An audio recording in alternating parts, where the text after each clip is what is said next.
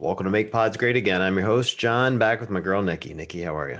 I'm so good. How are you? I am excellent. We have a third time attendee.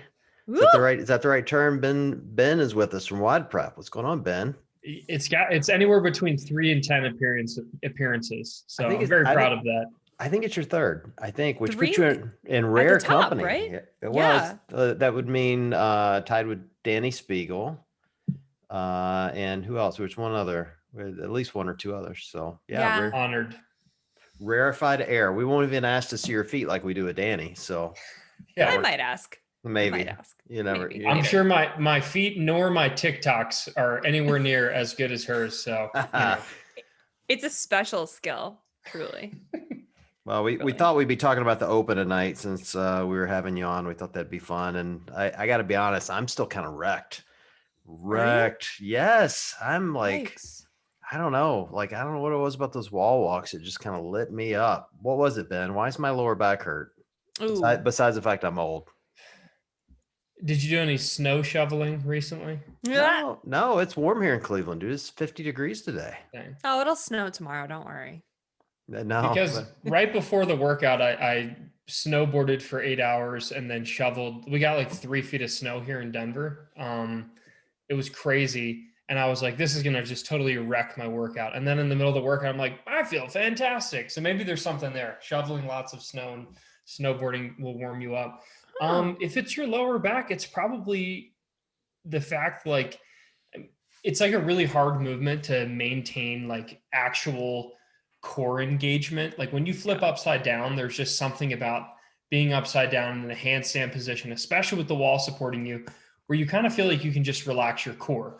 And I do it. But the repercussions of that are oftentimes that lower back will feel like it'll kind of get like that overextended feel, sort of like when you do high volume deadlifts, you get like a little bit of a tweaky lower back. And a lot of that's just from like really overextending. And that tends to, I know with my back, it just fires it up a little bit, but. Yeah, that was like the one thing I judged my husband in 21-1 and he's like, he's big gymnastics, he's like big man gymnastics and he's really great at walking on his hands, but his like legs are wide and his limbs are everywhere. And he's just like all over the place, like Gumby, put that extremities away everywhere. Put that away. God, it's a lot of thigh. But the first thing I said to him was like, your lower back's going to be lit if you don't keep your feet together and try to stay really, really tight and piked against the wall. You're going to do your wide leggy, back archy, Gumby thing. And that seemed to work out well for him because he didn't have any issues. Yeah. So maybe your feet are coming apart. Maybe. I woke up the next morning and I do this thing when I wake up after a hard workout where I do like a systems check, and I'm like, I sort your of check engine light went off. Yeah. I'm like, I sit up in bed. I'm like, all right, let's see what hurts, because there's like an age where like, you're just not sure what's going to hurt anymore. I'm at that age. So it's like, all right, it was left foot hurt bad. Like, I guess from the double unders, I don't know what it was from, maybe from flopping to the ground like a fish. Low back, shoulders, core, basically everything. It all hurt, It was like, it was not fun. And I think slowly recovering. The worst part was the big toe. Like for me, my big toe. No. Yes. And it's because, so I think it might've been because of the snowboarding. So like snowboard boots, if you want the best performance out of them, you kind of jam your toes in there. You don't want any wiggle room. And so my toes, I guess, were already sensitive. So like I did like 3 warm-up wall walks and both of my big toes were just screaming at me because I just was jamming them into the ground.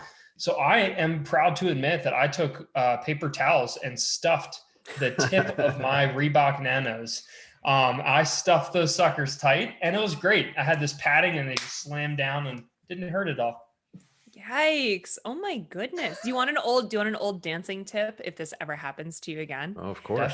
I used to stuff, not just me, every ballet dancer in the world. We stuffed packed lamb's wool into the end of our toe shoes to like protect our toes. I'm air quoting. You can't protect your toes from walking on your toes against a wooden box, but to do the very best we could to protect our toes. If you ever have any of that lying around for your next one, I got you. Yeah, I'll just take my merino wool shirts and just chop them up, fabric off. It's cheap anyway. It'll go over well in your household, I'm sure. I got you that for Christmas. What the fuck? I'll cut my wife's UGG liners out. I feel like that would be perfect. Shearling will work just as well. Perfect. Yeah. Perfect. No, well, I mean, I'm glad to have you on because now's kind of the time. You're sort of the master, Ben, when it comes to prep, both physical and mental, for CrossFit in general, for fitness in general, but especially around the open. I think your advice is particularly needed and sound.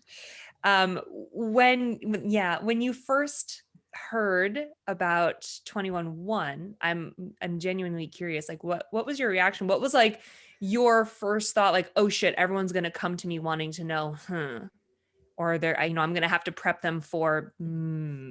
Yeah. So I guess 3 things came to mind. Number 1 is like, I knew it.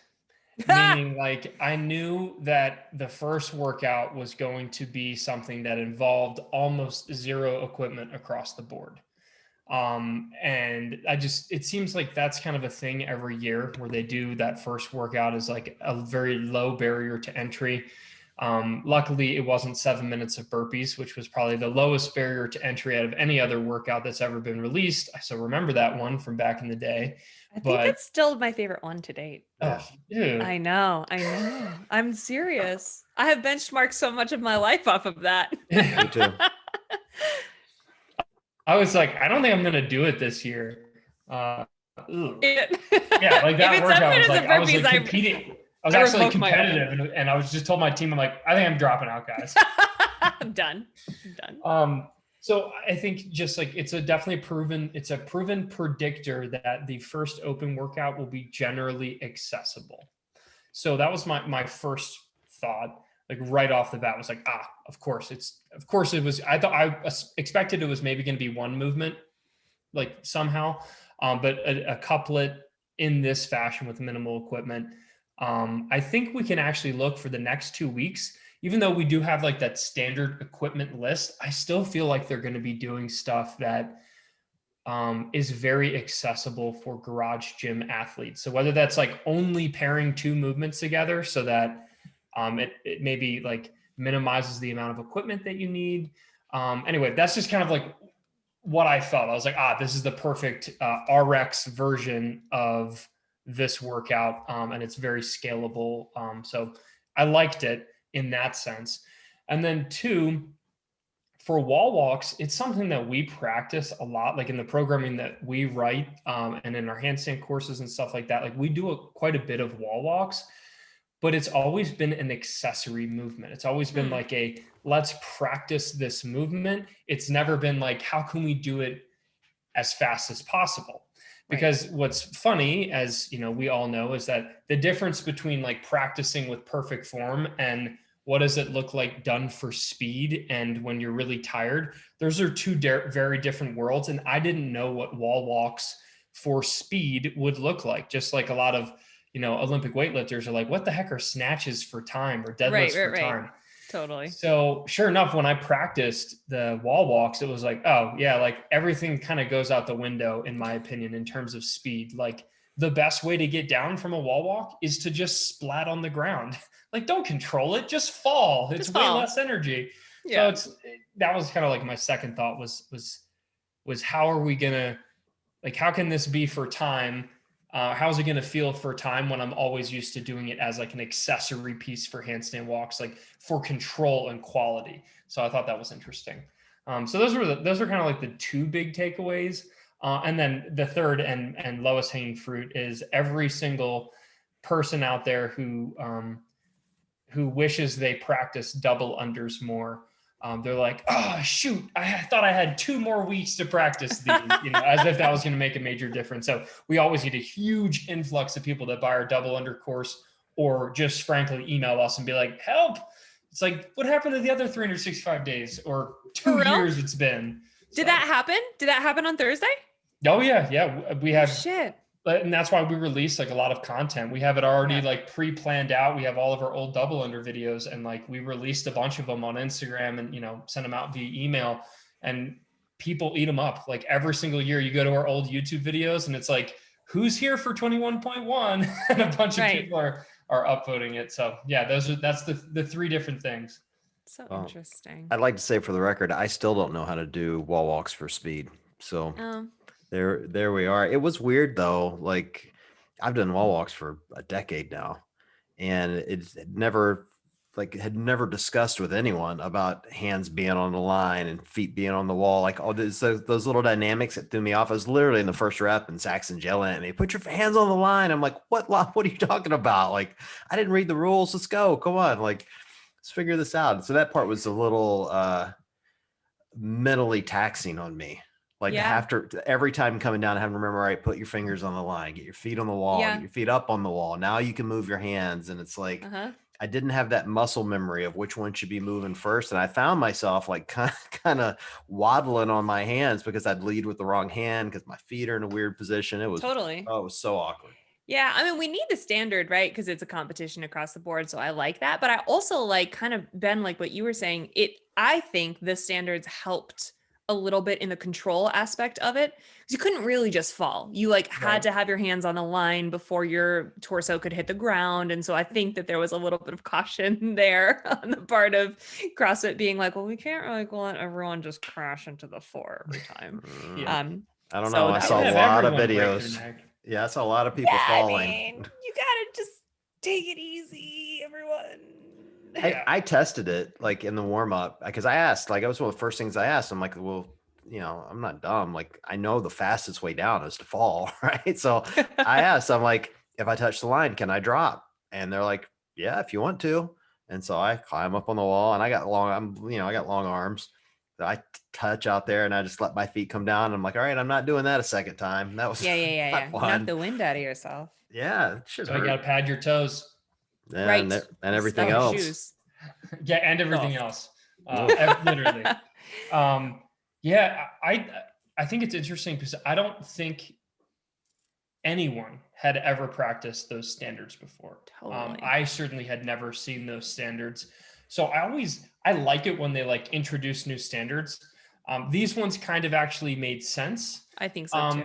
The handstand push-up standard from a few years back was, there's been lots of questioning of that. But this one was like, I kind of like the standards. I think they work well. It's not like, it still does kind of screw over some people who are extra tall, but it wasn't that bad of a standard. And one thing that I really enjoyed is that the standards was actually a little easier than the standards that I use for my wall walks and that we teach. Like for us, it's like you touch Nose to your nose wall. Yeah. before anything else. It's like toes and nose touch the wall for a wall walk, and that's a perfect Ooh, wall walk. before like knees or hips or Mhm. chest or belly or anything like that. Yeah, trying to stay Yeah. really hollow. Yeah. So this was like, you just like, let everything fall away and just go as fast as possible and try to be upside down for as little as possible. So I think practicing at above the standard helped. So anyone who was practicing above the standard, just like if you're someone who upgrades their wall balls like the entire season. If like I practice with a 30-pound or 25-pound wall ball, and I always encourage my wife Shelby to practice with the 20-pounder, which she hates. But if you do that, then magically when the Open comes around, you're like, oh, these are easy. And of course, this year there's no wall balls. So. That's the greatest piece of advice that my friend Rob Orlando ever gave to me was always practice with the 20. And I did it. OG, man. I love that. Totally. Guy. He knows what's up. And we worked games together. Oh God, maybe 2018, 2017. And then for like 3 months after games, like into the fall, I was using the 20. And then one day I was like, fuck this. What am I doing? This is so stupid. I'm just trying to look okay naked. I ain't. The lopsided 20-pound wall ball hit you directly in the face. And you were just like, I am done with this. I'm out. I'm done. Never again. I haven't touched one since.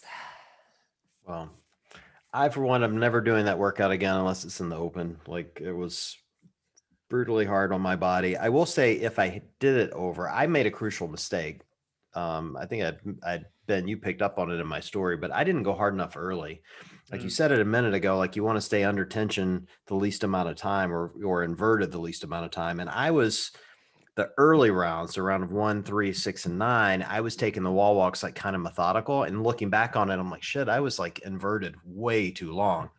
Like just my whole body on top of my shoulders and my arms, when if I had gone harder in round, 1, 3, 6, and maybe the beginning part of 9, because the double unders weren't a problem for me. It's like, I would have had a higher heart rate, but it wouldn't have mattered in those later rounds, and I would have been less fatigued, at least shoulder wise, which is where I got hung up in the round of 15. I got to the round of 15 wall walks and it's like, okay, I'm done. Like, this is not, like, I did the first 2 and I'm like, this is not going to be fun. And it was not fun. So it's more like muscle fatigue was the limiting factor. And I think a lot of people, including myself, like my strategy video, like we make it on the spot. And I come up with the strategy with the help of the other, like WOD Prep Masters coaches that we have, but it's not a perfect strategy every time. For some people, they do need to pace this because the double unders are the limiting factor, and that heart rate either, makes their double unders okay or completely tanks them. But for people that generally have double unders figured out, this workout was just like, it was pure shoulder endurance. So it didn't really matter how fast you went because your heart rate could get as high as you wanted. But the limiting factor is just shoulder fatigue. Like I never once in this workout was like, wow, I'm really tired and can't hold a conversation. It's more of just like, my shoulders are burning. That's all. Right. Like, I can't say anything else. My shoulders are burning. So yeah, I thought that was really good insight that you had on your story. And of course I shared it, and we actually sent out an email to our whole email list. So it was like, go faster than you think. Like that's the word on the street right now. And I think that was the right advice.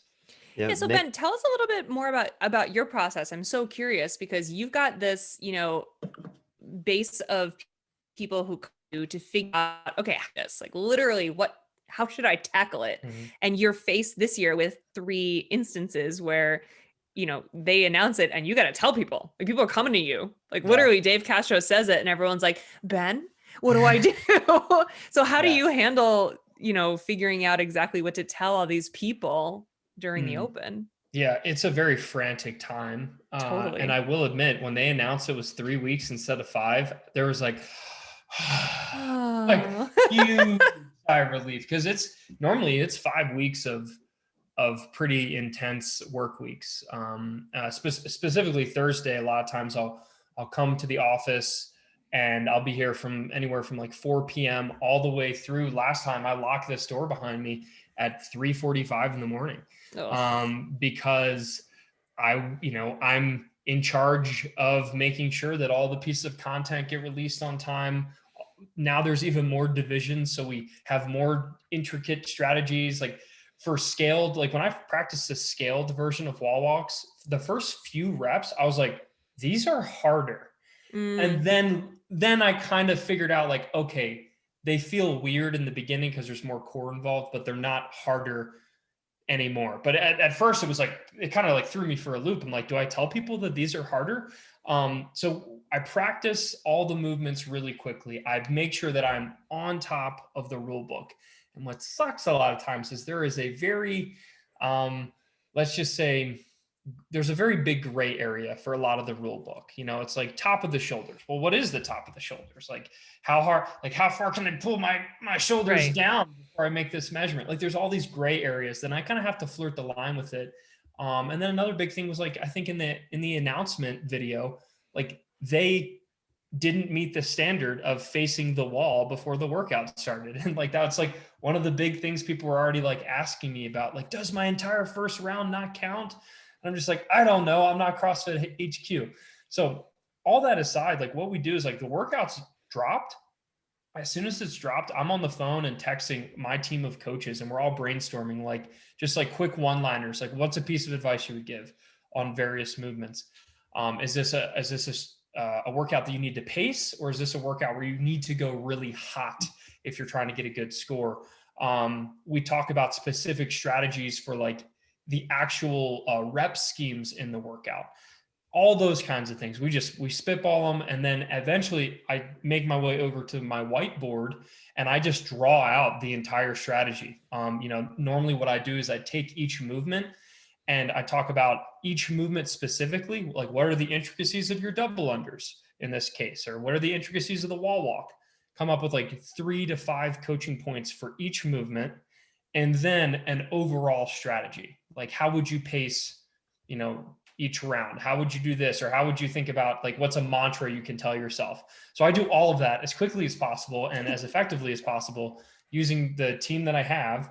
And then we start rolling. And usually by the time they're finished up their, like the actual like the announcement workout, like Carrie Pierce, you know, once she was done, it was like, I'm in there starting to roll, and we're shooting footage for it. So it's pretty chaotic. And, you know, I've tried to make sure that in all years past, I really, before I give advice on, let's say, like jumping onto the corner of the box, like that used to be a big hack.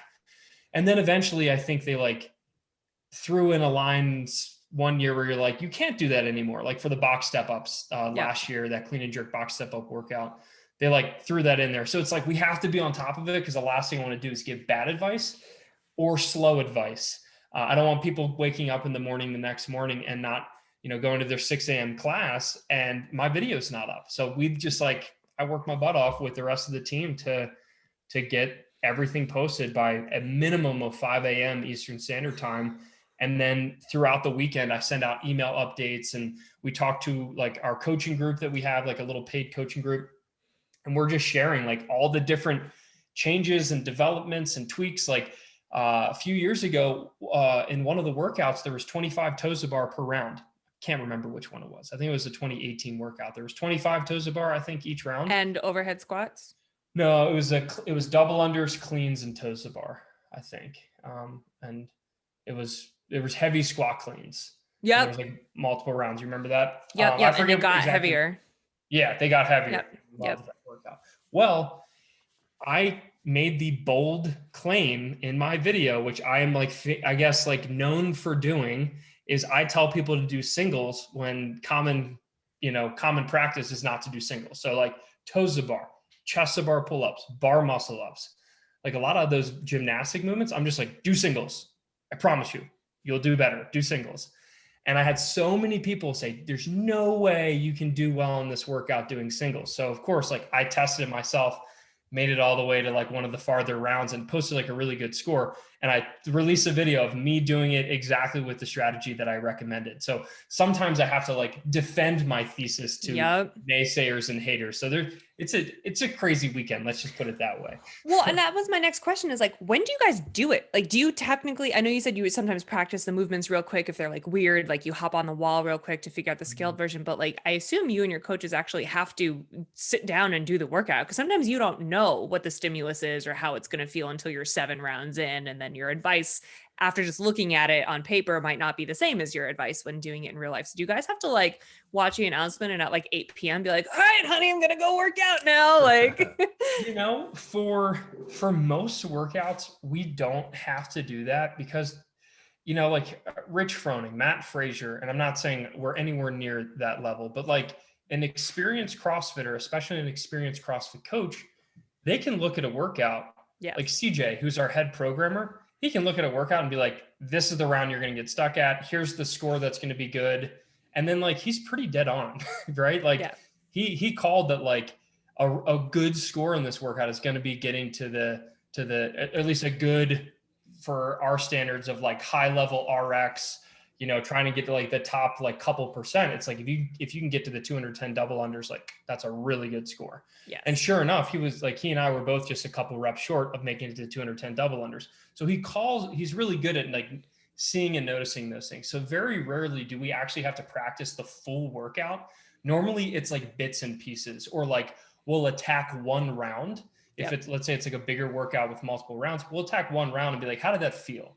And then we can kind of gauge it. And then in terms of when I do the workout, like I did it like Monday night right before the submission, because we got 3.5 feet of snow here and I snowboarded all weekend.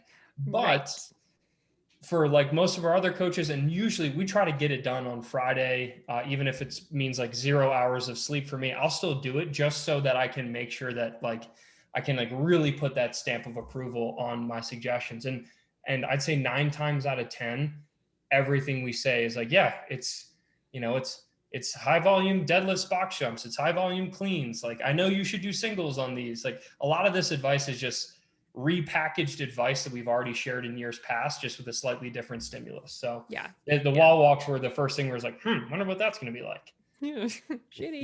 You know, Ben, for the next one, you should let me do the video for your master's group. It'd be great. Do it. It'd be great. pour a bourbon, be like, all right, people, you're not going in the morning, you're going in the evening. So everybody relax. Let me tell you what's really going to happen here. You should. So we actually have, right when the workout is released, I'm texting and calling, my coaches.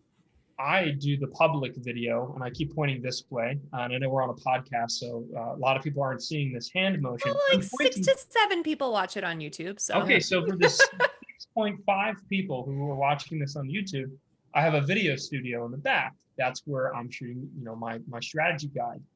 While I'm shooting that strategy guide for YouTube, Instagram, yada, yada, yada, we have a whole team of coaches in our WOD Prep Masters group that like, boom, they're on a live call, just like answering questions, practicing movements in front of people.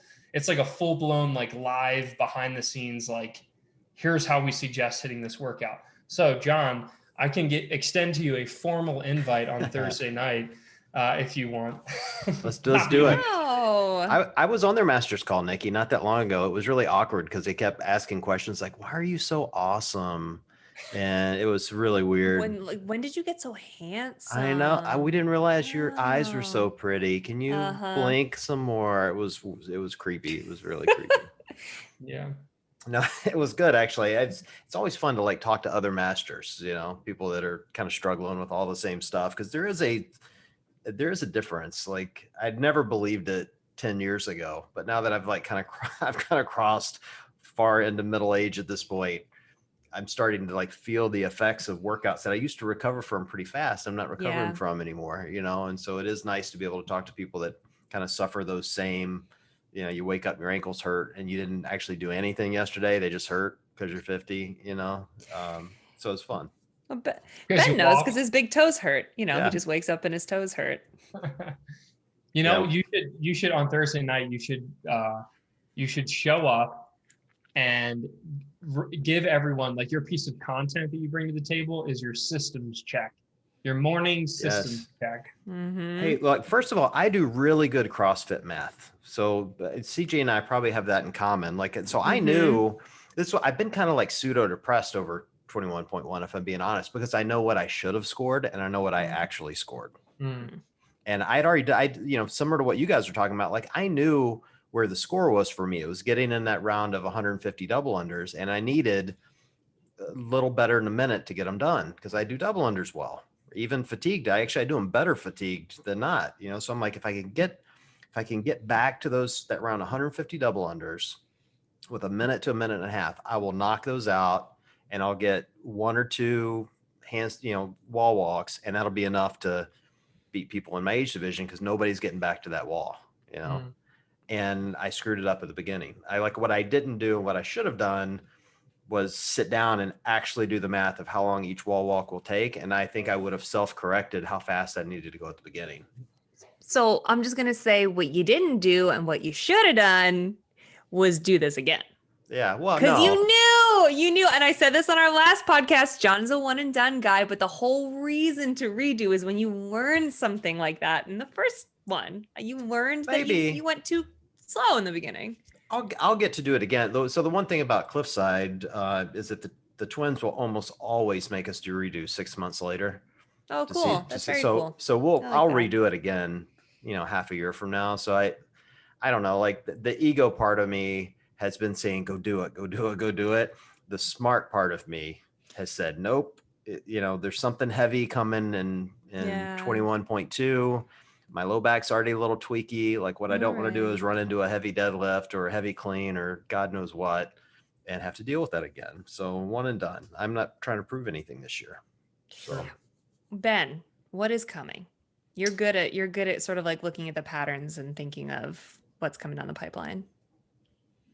I really think deadlift, box jump, toes to bar. Ooh, okay. We play like a movement bingo on our social media or on Instagram. That shows you how unconnected to social media I am. On our Snap? Social media, we do this. So on Instagram, MySpace. On your MySpace. We keep getting terrible engagement on MySpace. I don't get it. It's weird. We post a movement bingo, aka like we just like have all the movements that typically come and people like circle what they predict the next week is, and every once in a while we'll like send out a prize if someone like nails it. Obviously, no one got the first workout right.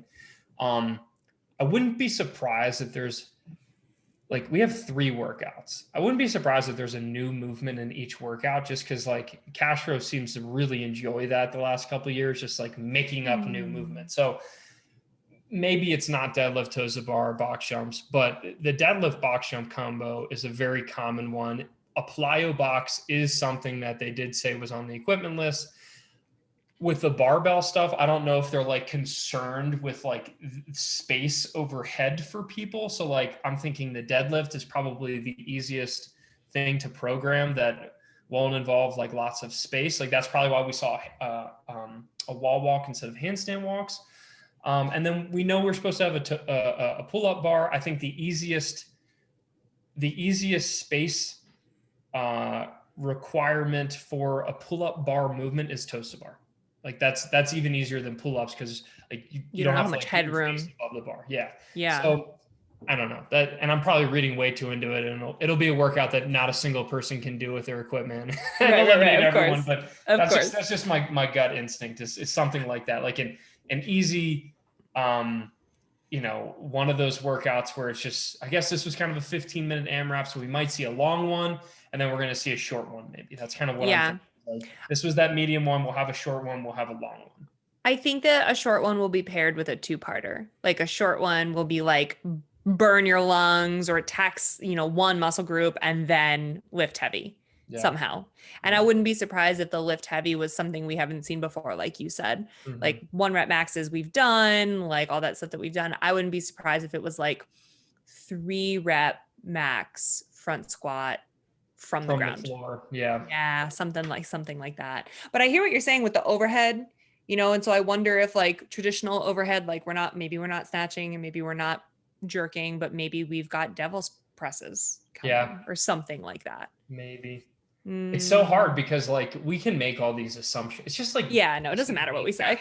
Clues, right? We can make all these assumptions and then we're completely wrong and have no freaking clue. So like, my gut will tell me one thing, but here's what we know. And of course I say this and it's not going to happen. So some people will really like this, that I really think thrusters are coming, right? They happen every year. And that is like the most quintessential CrossFit movement there is. Totally. Thrusters are coming. And of course, now they won't be programmed. You're welcome to everyone who hates thrusters. But that's just such a proven, like that thruster pull-up combo. I would be very surprised if we didn't see something like that for like that, maybe like a version of Fran they love doing or something. I don't know. It's difficult to say, but we do know that wall balls, rowing, and we know those are both out, and whatever rings. Other movements. Rings are out, right? Yeah, rings are out. No ring dips, no ring muscle ups. I would highly doubt bar muscle ups, like very much highly doubt that, because most people aren't going to have that clearance at their house. So I think toes to bar definitely are a definite though. So somebody sent me a picture, Ben. You said thrusters. It made me think of it. They have the app, the CrossFit Games app, and it shows every time they release a workout, there's a photo. I forget if it was 21.2 or 21.3 where they've got just the black square. They had snapped a screenshot and then increased the brightness, and you could see a movement, and it was a thruster. Nuh-uh. Yes, they sent me. I have it in my DMs. They sent it to me. That is the least like surprising though. Out of all of them, it's like you know what I mean? Like, of course there's going to be a thruster. There's a thruster every fucking year. Like, this revealed nothing. Thrusters. And how do you know it's not a front squat? How do you know it's not, like, is it with the movement or does it literally say thruster? I think so. I'll have to go back and look at it, and I'll see if I can find it and I'll send it to you. There's a lot of DMs and a lot of weird shit in my DMs. So God. Not weird like that, Nikki. Calm down. Calm down. It's not weird like that. Like right now, it's literally just videos of people falling. It's like horrible. Right. And everybody thinks their fall is funnier than the next. Swear to God. It's like, here's the worst part. I'm going to get on a rant now. So anytime I post something for somebody, like I posted one of someone falling, and then everybody's like, oh, mine's funnier. And they send it. So a few weeks ago, you made me think of this. Some girl sends me a video of her doing a box jump, and she's on the corner, like you were describing doing.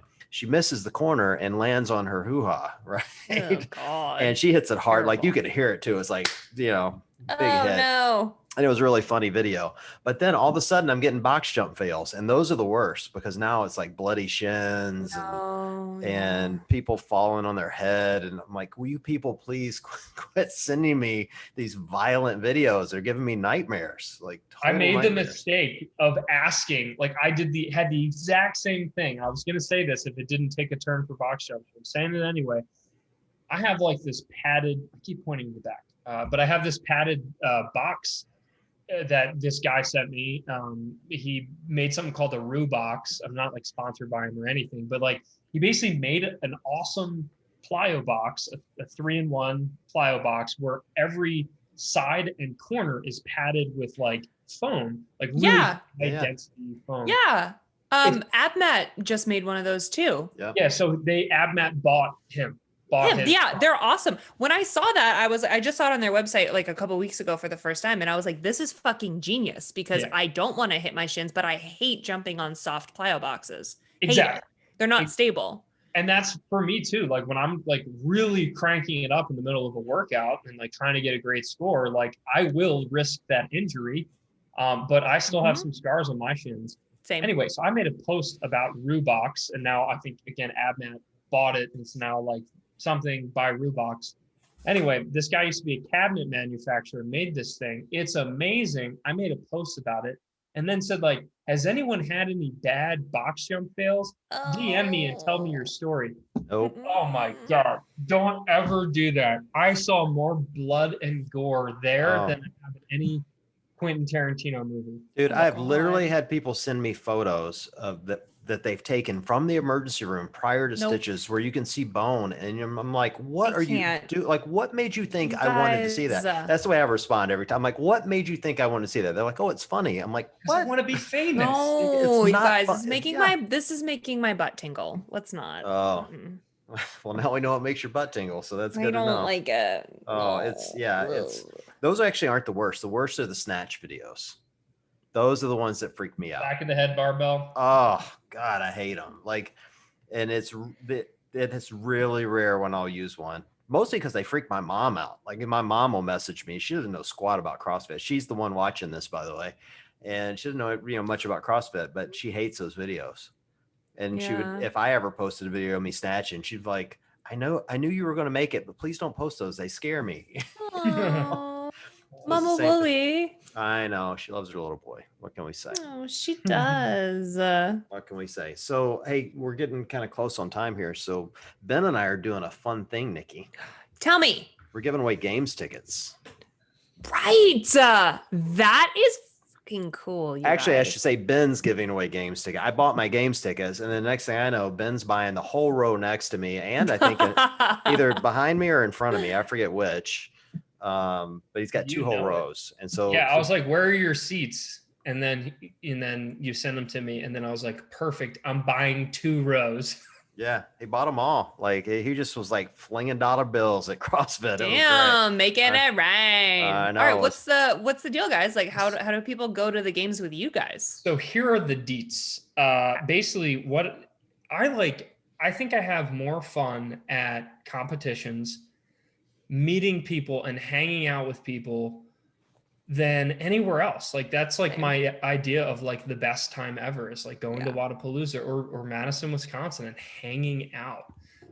So when the games tickets came on sale, I messaged John. I was like, hey, let's do this thing. Let's buy some extra tickets. I'm going to treat a lot of the WOD Prep staff to that trip. But I'm going to buy a few extra tickets and then let's like raffle them off or something for a good cause. So that's what we're doing. Basically, I have 4 tickets we're giving away. I'm saving 2 of them for some other undisclosed prize, but these first 2 will go to one winner. And basically what it is you're going to be sitting next to myself and the great John Woolley from Make WODs Great Again. Oh my AKA goodness. most handsome man in CrossFit. Literally no one's going to enter based on that feedback.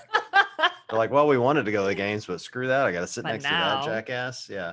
And you're going to be sitting next to us in the Coliseum. So like basically when all the super cool events happen, you're going to be sitting next to us. And if you're not cool, we're going to find a way to kick you out. But Ugh. everyone there will be really cool, I'm sure. Yes. The way that you enter, and I'll send you guys the link because I pulled up the link and it's far too long for me to read it out. But basically, Okay, it's we'll like, post the link.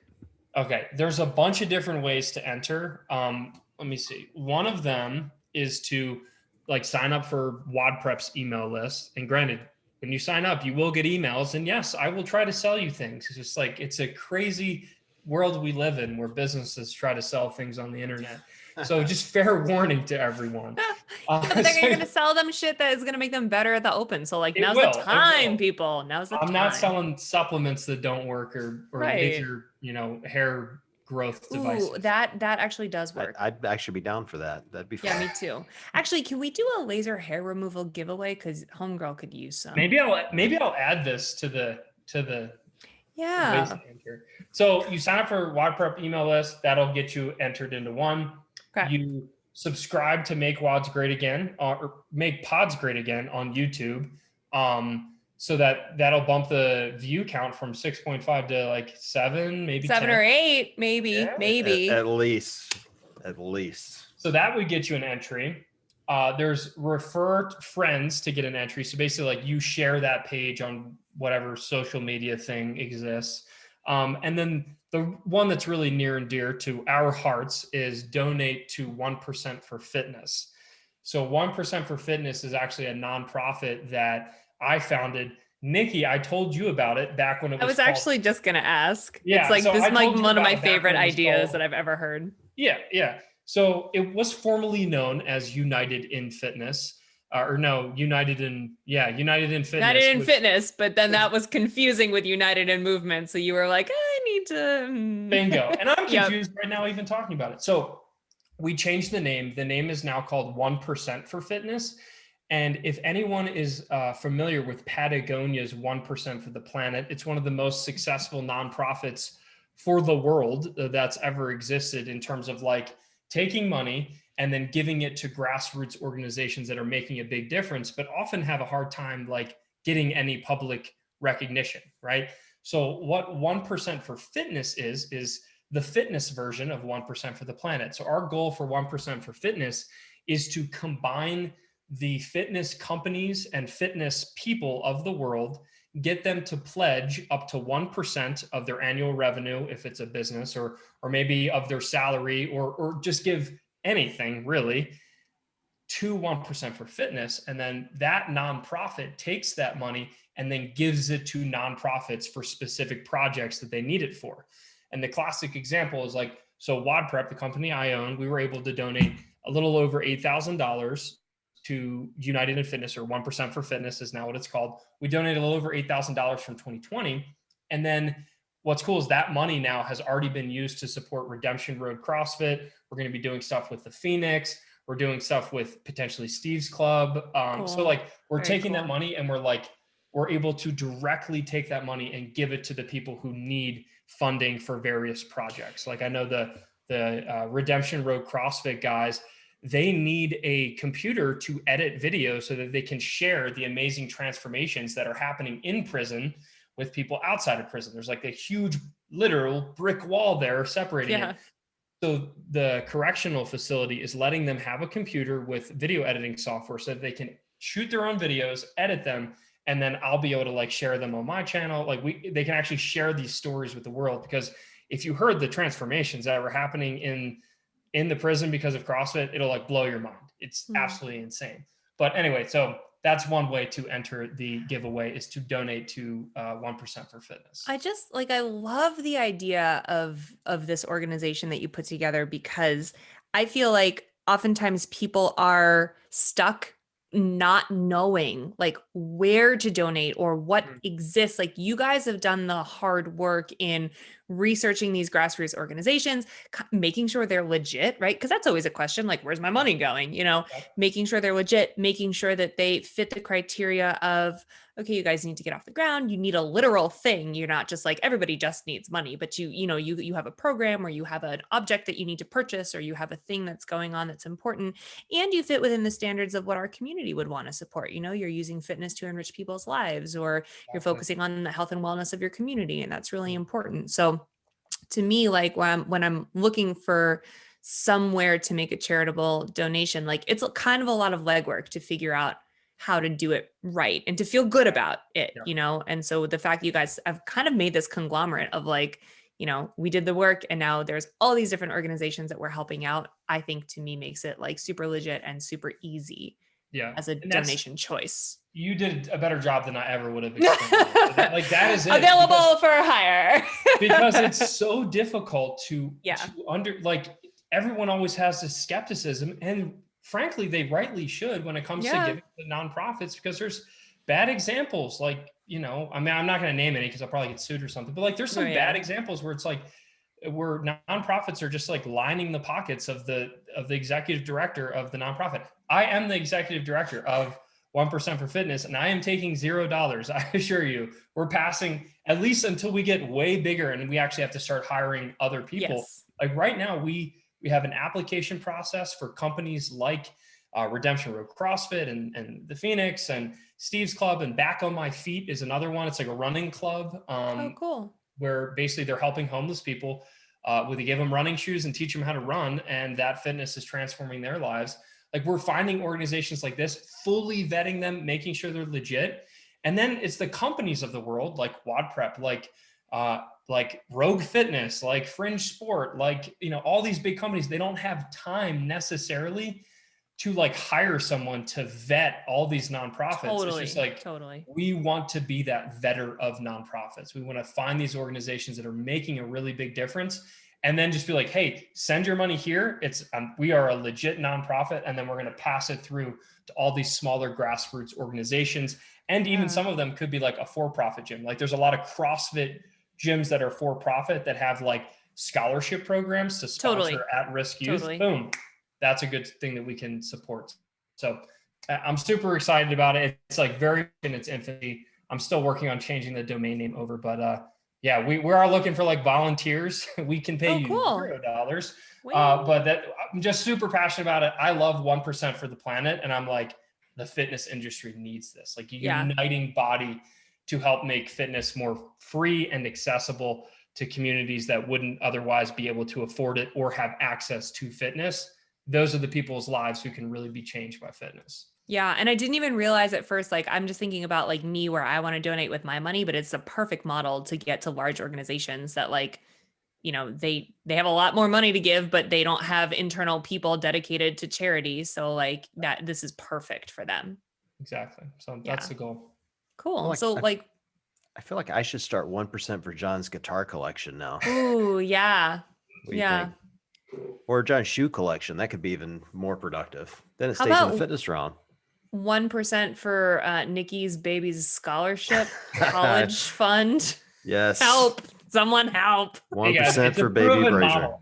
1% is so, you know. So nominal. Yeah, exactly. Yeah. Threatening. Yeah, perfect.